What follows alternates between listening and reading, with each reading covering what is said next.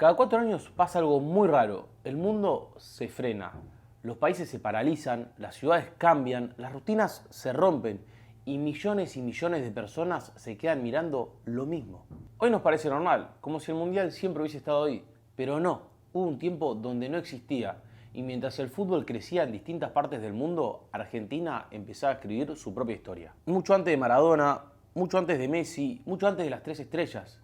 Y para entender cómo llegamos hasta acá, hay que volver al principio. A principios del siglo XX, el fútbol ya era una pasión. Se jugaba en potreros, en clubes recién nacidos, en canchas de madera y también entre puertos, inmigrantes y barrios que crecían alrededor de una pelota. Todavía no había una Copa del Mundo. No había un torneo que definiera quién era el mejor. Lo más parecido eran los Juegos Olímpicos. Y ahí empieza a aparecer un nombre que va a cambiar la historia del fútbol. Jules Rimet. ¿Te acordás? Ya te hablé de él. Robaron una copa con su nombre una vez. Era un francés que tenía una idea bastante ambiciosa. Hacer un torneo entre selecciones, pero solo de fútbol. Un mundial.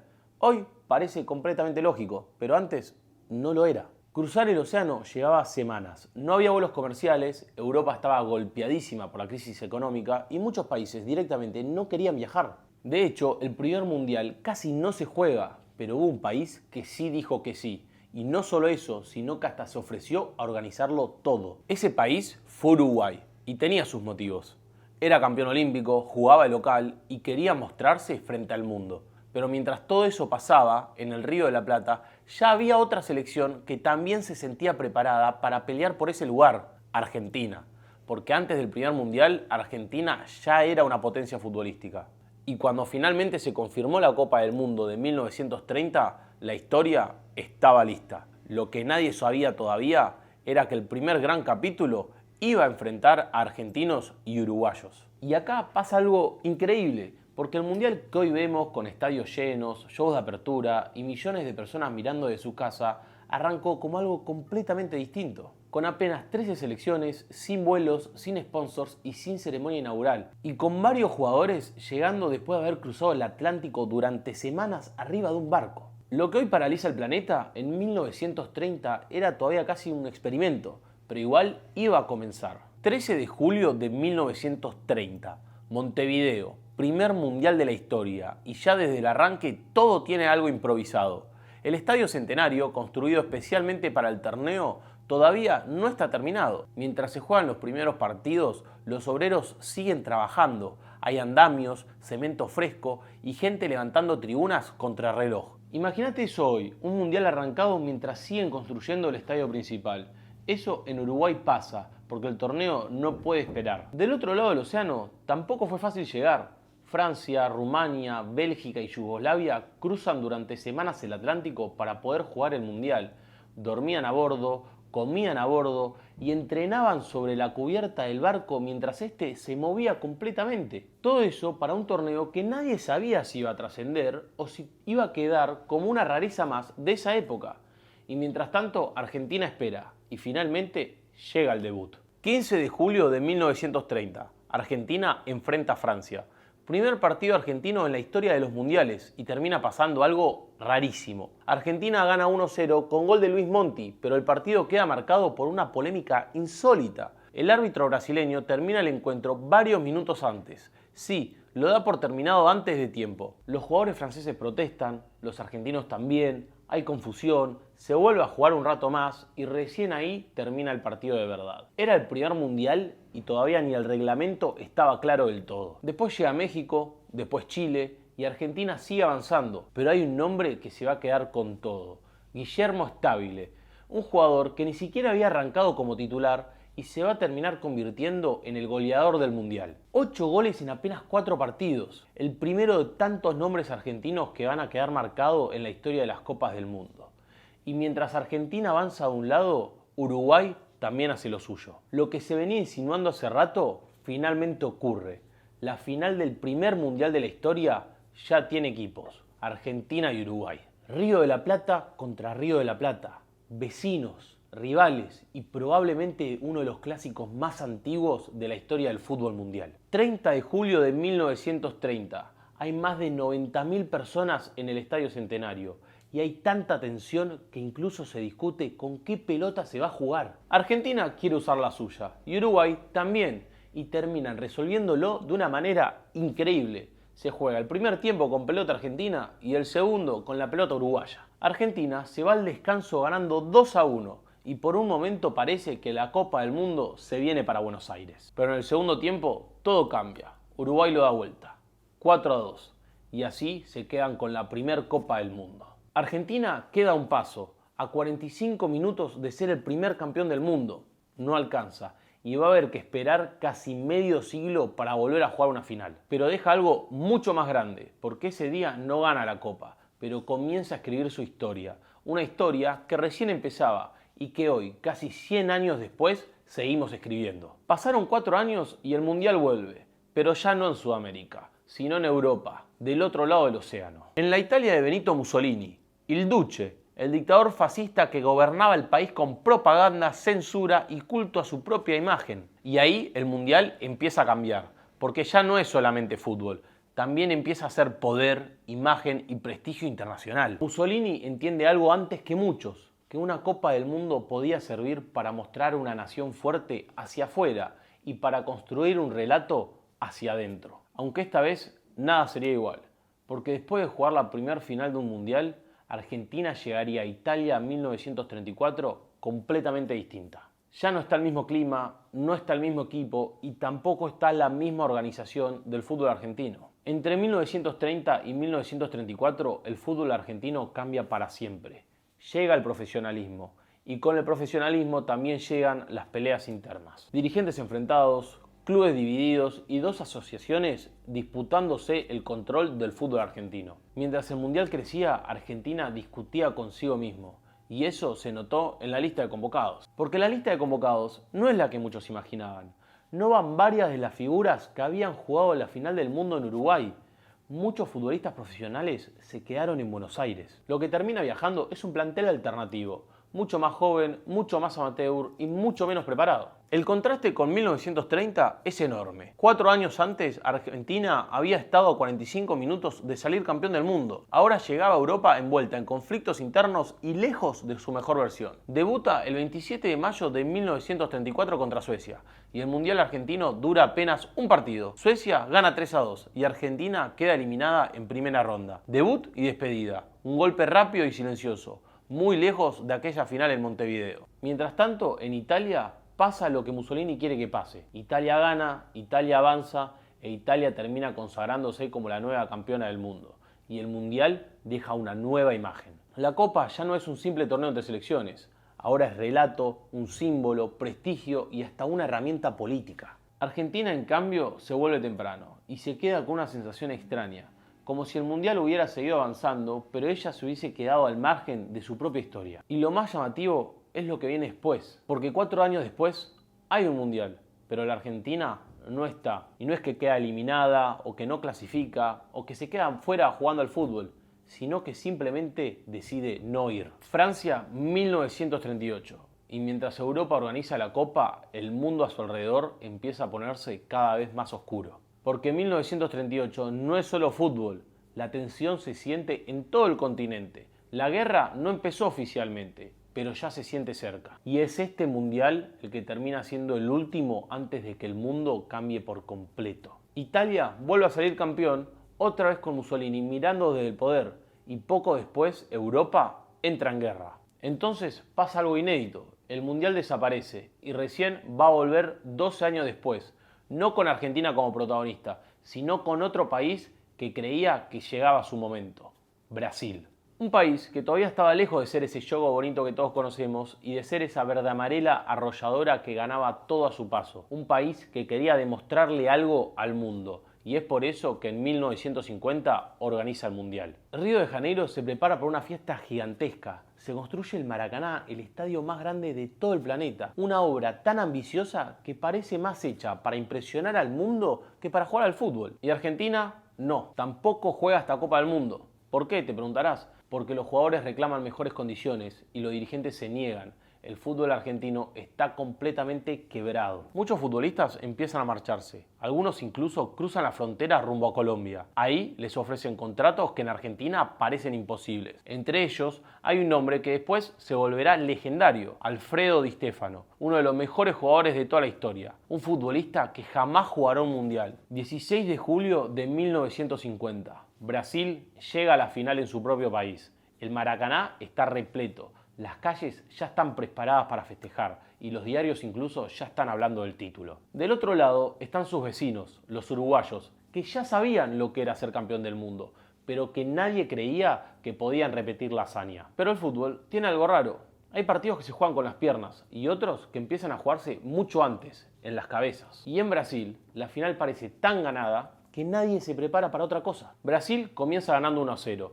Todo parece una fiesta, un carnaval carioca. Pero Uruguay logra empatar. Y acá aparece algo que no estaba en los planes de nadie: la ansiedad, la duda, el miedo. Y entonces llega la jugada. Guigia recibe por la derecha, avanza, pisa el área y remata. Gol.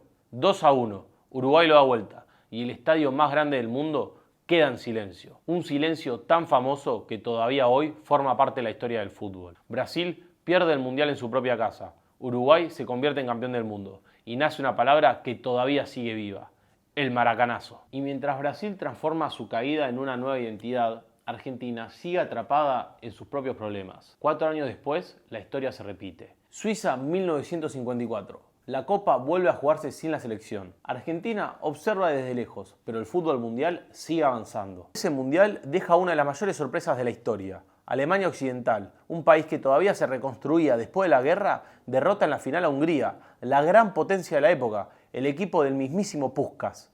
La historia lo recordaría como el milagro de Berna.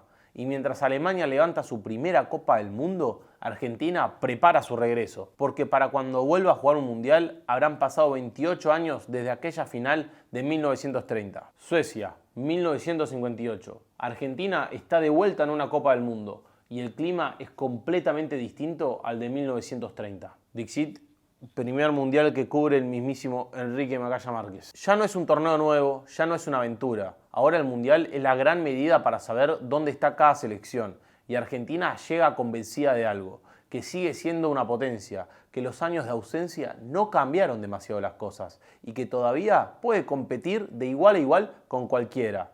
Pero el mundial está a punto de mostrarle la dura realidad. Y lo curioso es que las expectativas no eran una locura, porque talento había, y mucho. De hecho, unos meses antes, Argentina había hecho algo histórico. Había incorporado a varios futbolistas que brillaban en Europa. Entre ellos, una de las figuras del planeta, Omar Sívori, figura de la Juventus, un crack, uno de esos jugadores que hacían pensar que Argentina le podía pelear de igual a igual a cualquiera. Por eso, el optimismo era real y la ilusión era genuina.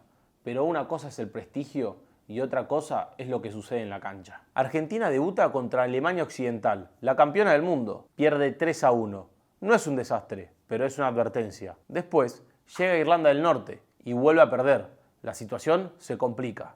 Y entonces aparece el partido que marcará a toda una generación: Checoslovaquia, 25 de junio de 1958. Lo que pasa ese día se convierte en una pesadilla, en una herida incurable. Checoslovaquia gana 6-1. Sí, 6-1. La peor derrota de Argentina en una Copa del Mundo. Y durante años ese partido tendrá su nombre propio: el desastre de Suecia. Porque duele no solo por el resultado, sino por lo revelador, lo que muestra que mientras Argentina había estado ausente durante años, el fútbol mundial había crecido a pasos agigantados. La eliminación provoca críticas y cambios, y una pregunta que empieza a recorrer por todo el fútbol argentino: ¿qué es lo que había que mejorar para poder competir con los mejores? Mientras tanto, la competencia seguía y presentaba una nueva figura: un chico brasileño de apenas 17 años, Pelé. Hasta ese momento era una promesa. Después de Suecia en 1958, ya no. Brasil sale campeón del mundo por primera vez y el fútbol descubre a un jugador que terminará cambiando la historia de los mundiales. Porque si 1950 había dejado el trauma del maracanazo, 1958 marca el comienzo de otra historia: la de Brasil como potencia mundial y la de Pelé como su gran símbolo. Brasil había encontrado su fórmula para ganar y Argentina seguía buscando la suya. Chile, 1962. Ya la sede tiene algo extraordinario: 2 años antes, el país había sufrido uno de los terremotos más grandes de toda su historia. Muchos creían que era imposible organizar el Mundial, y Chile lo hace igual. Mientras tanto, Argentina llega con una visión: demostrar que lo sucedido en Suecia fue tan solo un accidente. Y por momentos lo consigue. El equipo se ve más sólido, más competitivo, empata con Bulgaria, le gana a Hungría y llega al último partido con chances de clasificar. Del otro lado aparece Inglaterra, un rival que próximamente se convertirá en uno de los grandes antagonistas de la historia argentina en los mundiales. Pero esa rivalidad todavía no existe. Argentina pierde 3-1 y vuelve a quedar eliminada en primera ronda. Y mientras Brasil confirmaba su lugar entre los gigantes del fútbol, Argentina seguía buscando el suyo. Lo que nadie imaginaba era que el próximo mundial no sería recordado por un resultado en particular. Sería recordado por una expulsión, por una polémica y por el nacimiento de una rivalidad que marcaría para siempre la historia de los mundiales. Inglaterra 1966. Por primera vez en la historia, la Copa del Mundo llega a su lugar de nacimiento, a la cuna del fútbol. El país que escribió las reglas, el país que le enseñó a jugar al resto del mundo. Pero había un detalle: a pesar de haber inventado el fútbol, Inglaterra nunca había ganado un mundial, ni uno solo, y no estaba dispuesta a dejar pasar la oportunidad, menos jugando en casa. Mientras tanto, Argentina seguía creciendo. El equipo se veía más sólido, más competitivo, y por primera vez en mucho tiempo Argentina se veía más cerca de los mejores. La fase de grupos sale bien. Argentina avanza y en cuartos de final aparece Inglaterra. Otra vez, y algo está a punto de cambiar para siempre. El partido es cerrado, tenso, cada pelota se discute y entonces llega el momento que nadie olvidaría. Antonio Ratín, capitán argentino, discute con el árbitro alemán reiteradas veces. No hay golpes ni agresiones, pero de un momento a otro el árbitro toma una decisión completamente inesperada. Lo expulsa. El problema es que Ratín no entiende lo que pasó, no habla el mismo idioma, no sabe lo que está cobrando y él se niega a salir de la cancha. El partido se detiene durante varios minutos. Hace falta un traductor, policías, dirigentes, nadie logra convencerlo de salir. Finalmente el capitán argentino abandona el campo de juego, pero lo hace a su manera. En el camino hacia los vestuarios pasa junto a un córner, ve el banderín británico, lo toma, lo sacude, lo mira con desprecio y sigue caminando. Wembley explota en silbidos. Pero todavía falta la imagen más famosa. Ratín busca un lugar para sentarse y encuentra una alfombra roja. Sí, la del sector reservado para la familia real británica. ¿Qué hace Ratín? Se sienta ahí. Durante unos minutos observa el partido desde ese lugar. Para los ingleses es una falta de respeto. Para los argentinos, una postal eterna. La imagen recorre el mundo y se convierte en uno de los grandes mitos en la historia del fútbol argentino. Y hay otro dato increíble. En 1966 todavía no existían las tarjetas rojas ni las amarillas. Los árbitros expulsaban a los jugadores simplemente señalándolos. Y así se generaba una terrible confusión en la gran mayoría de los partidos. Parte del caos de aquel mundial terminaría impulsando un cambio que hoy parece inseparable del fútbol, porque pocos años después aparecerían las tarjetas, las mismas que seguimos viendo todos los fines de semana. Inglaterra termina ganando 1-0, la Argentina queda eliminada, pero la historia no termina ahí, porque ahí aparece la polémica. El entrenador inglés Alf Ramsey impide que sus jugadores intercambien camisetas con los argentinos y los define con una palabra que cruza el océano: animals, animales. La bronca crece, la sensación de injusticia también, y una rivalidad que todavía no existía empieza a tomar forma. Inglaterra seguiría avanzando hasta quedarse con la Copa, la primera y única en toda su historia. Pero ojo, no lo haría sin una última polémica. Porque en la final ante Alemania aparece una de las jugadas más discutidas de todos los tiempos. Un remate pega en el travesaño, pica sobre la línea y el árbitro cobra gol. El famoso gol fantasma de Wembley. Inglaterra gana, pero en Argentina queda otra historia, la de Ratín, la de los Animals y la de una rivalidad que recién estaba empezando. Pero la historia no se mueve en línea recta, porque cuando parecía que Argentina estaba cada vez más cerca, llega un golpe inesperado. 1970. México organiza una Copa del Mundo. La primer Copa fuera de Europa y Sudamérica. La Copa de la Altura, la Copa de Pelé y también la Copa que Argentina miraría desde afuera. Porque por primera vez en la historia, la Argentina queda fuera de un mundial por razones puramente deportivas. La eliminación se define contra Perú y el golpe es enorme, porque la Argentina descubre algo nuevo, que jugar los mundiales ya no está garantizado. Ahora hay que competir. México 1970 sigue adelante y termina convirtiéndose en uno de los mundiales más recordados de todos. Brasil deslumbra, Pelé juega la última copa de su carrera y levanta el trofeo por tercera vez. una marca que nadie había conseguido. Para muchos, el mejor futbolista del mundo, y para muchos también la mejor selección que había visto el fútbol hasta ese momento. En Argentina, la sensación es otra, no de bronca ni de injusticia, de fracaso, y a veces los fracasos obligan a cambiar, porque después de quedar afuera del Mundial, el fútbol argentino descubre que tiene que hacer algo distinto,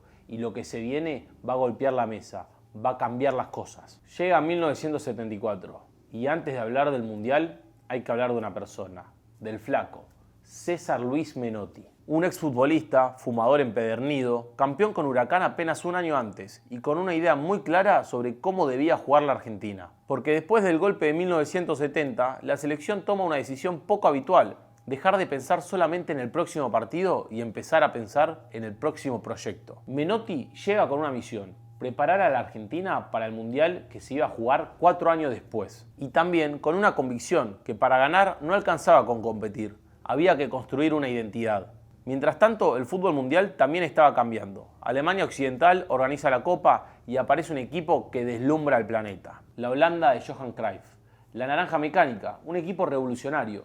Un equipo tan pero tan revolucionario que muchos los consideran al día de hoy uno de los mejores de la historia. Su forma de jugar recibe un nombre que queda para siempre: fútbol total. Jugadores que atacan, jugadores que defienden, posiciones que cambian constantemente y un fútbol moderno dinámico, difícil de descifrar. La Argentina participa, compite, incluso muestra cosas interesantes, pero todavía estamos lejos de los grandes y nos vamos eliminados en segunda ronda. La final enfrenta a dos modelos del fútbol, la Naranja Mecánica de Cruyff y la Alemania Occidental de Beckenbauer.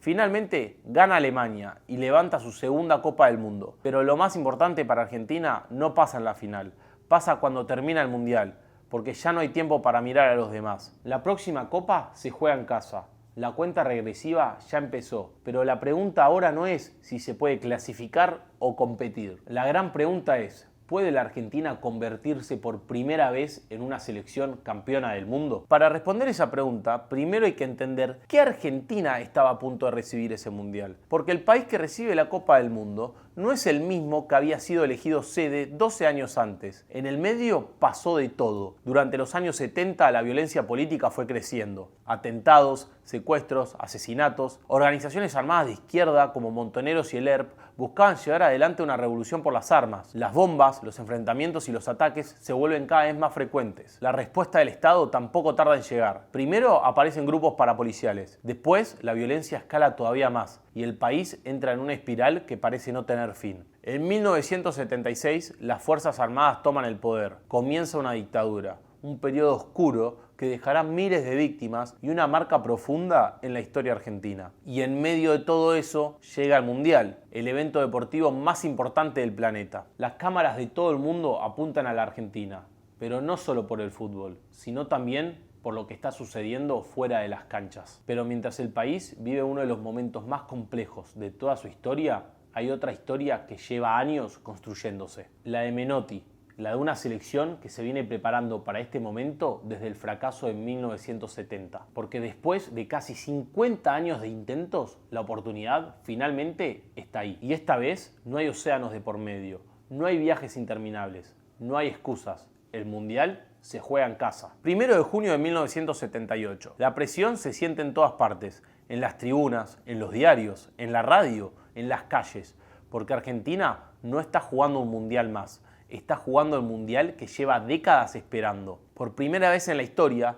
la Copa del Mundo se disputa en suelo argentino y millones de personas sienten que tiene que ser ahora, no dentro de 4 años ni dentro de 8, ahora. La selección de Menotti carga con una expectativa enorme, porque después de casi medio siglo de intentos, finales perdidas, ausencias, frustraciones y decepciones, todo conduce a este momento. El debut es contra Hungría y no arranca nada bien, porque después de tanta espera, de tanta expectativa y de tanta presión, la Argentina empieza perdiendo. El estadio se queda en silencio. Por un momento aparece el miedo, el de siempre, el de que la historia vuelva a repetirse, pero esta vez pasa algo distinto. La selección reacciona, Leopoldo Luque empata el partido y poco después Daniel Bertoni marca el gol de la victoria, 2-1, primer paso completado. Después llega Francia y otra vez cuesta, porque este equipo todavía no juega como campeón, sufre, se equivoca, pelea. Daniel Pasarela, el capitán, abre el marcador de penal.